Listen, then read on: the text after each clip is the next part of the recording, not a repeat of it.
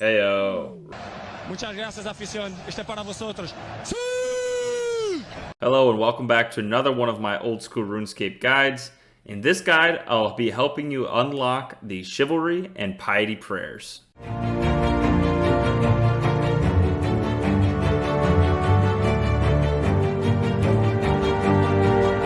Let's start with a brief overview. In order to unlock these prayers, you'll have to successfully fight your way through 8 waves of one-on-one combat with the various knights of the Round Table. Each of these knights has slightly different stats, however they are all above 100 combat level and can pack a punch. I'll be breaking down the wave order, individual strengths, and weaknesses of each of the knights later on in the combat overview section. This combat training grounds area is located atop of the Camelot Castle, and you'll use the ladder in the southwestern corner to access it. In order to start, you'll need to speak to the squire located outside of the arena. Let's jump right into the requirements. Requirements include the completion of the King's Ransom quest, which, to be honest, has a lot of prequel quests. Too many to list here. Next, in order to unlock Chivalry, you'll need at least 60 prayer and 65 defense. Last, for the Piety prayer, you'll need 70 prayer and 70 defense. I wanted to add some general recommendations.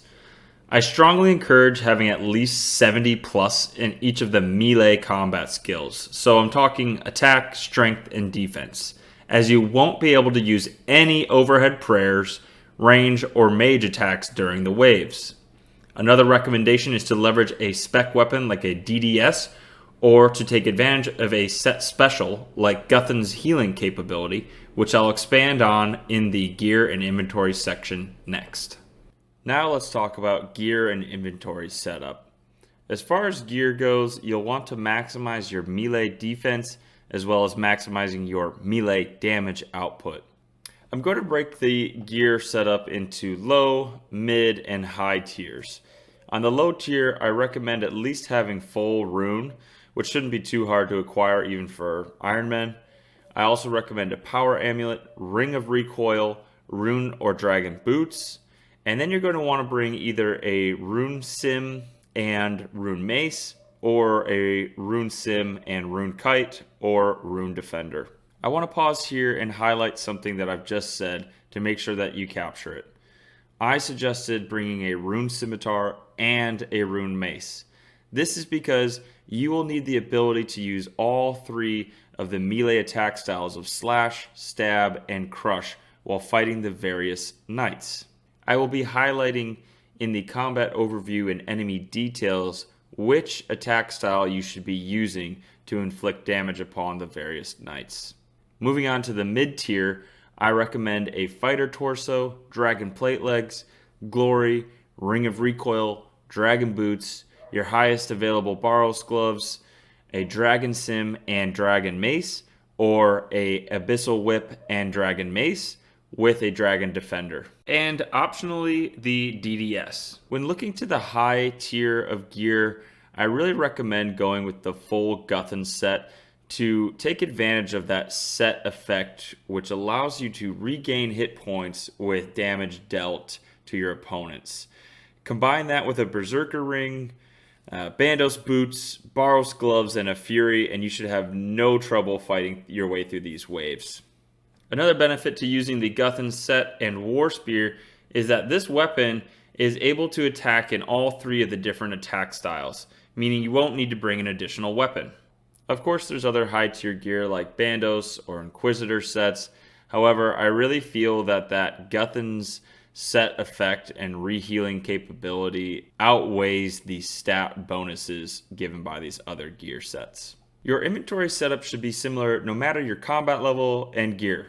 First, you should plan to pack either 4 to 6 super combat pots or individual attack, strength, and defense pots. This is because the knights will drain your stats with every successful attack they land.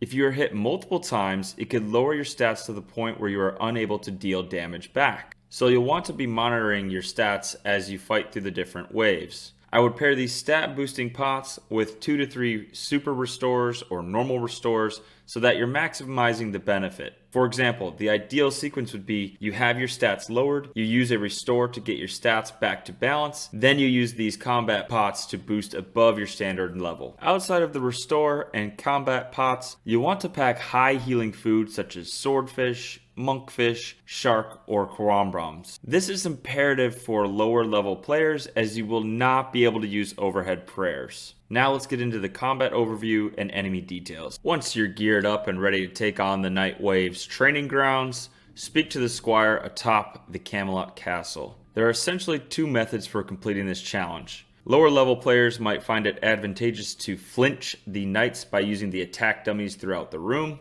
In order to do this, you'll need to lure the knights to the tile directly east of the dummy while it's standing just southwest of the dummy. You'll attack the knight and then retreat to the same tile. Wait for the knight's health bar to disappear and then repeat this process until the knight has fallen. This method is best paired with a poisonous weapon for additional chance of damage. It should be mentioned that the knight will despawn if damage is not dealt within a reasonable amount of time.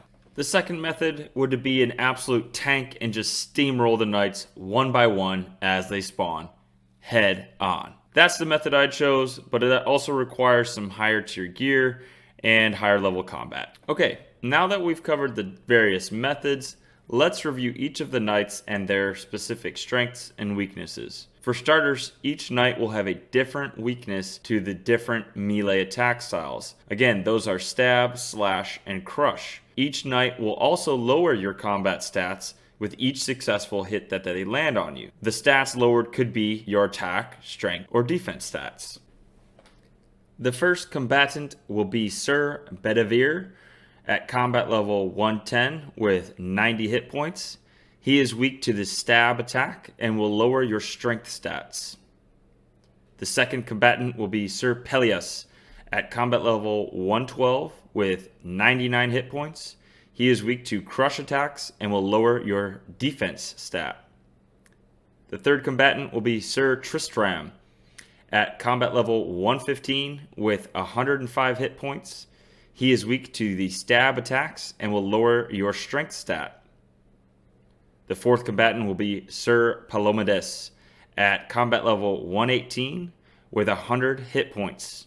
He is weak to crush attacks and will lower your attack stat.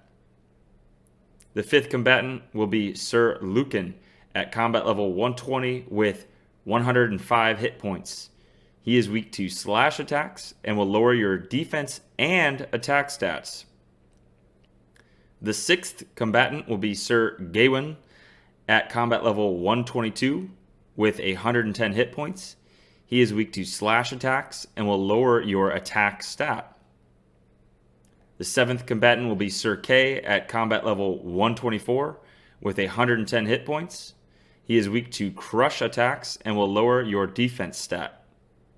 Eighth and final combatant will be Sir Lancelot, the granddaddy of them all, at combat level 127 with 115 hit points. He is weak to slash attacks and will lower both your defense and strength stats. Once you've defeated all 8 of the knights, you'll be teleported out of the training room and met by Merlin. He will gift you with 20k experience in attack, strength, defense, and hit point stats. Congratulations, you've now unlocked the Chivalry and Piety prayers. I hope you found this guide helpful and consider liking and subscribing to my channel.